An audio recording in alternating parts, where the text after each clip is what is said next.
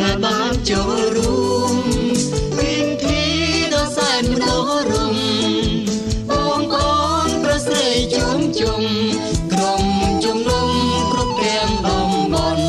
មកធ្វើបុណ្យកំណាចព្រះគ្រីស្ទគោរពបុណ្យកំណាចព្រះគ្រីស្ទ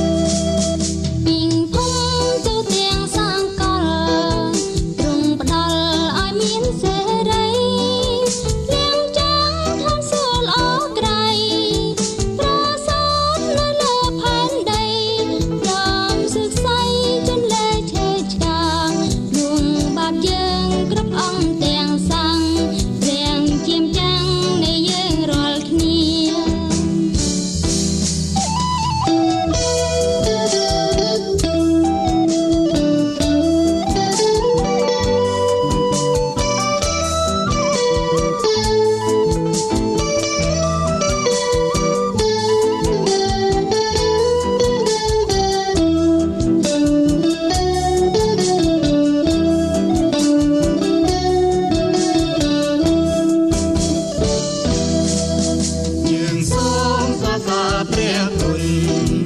ដល់អង្គព្រះវរបិតា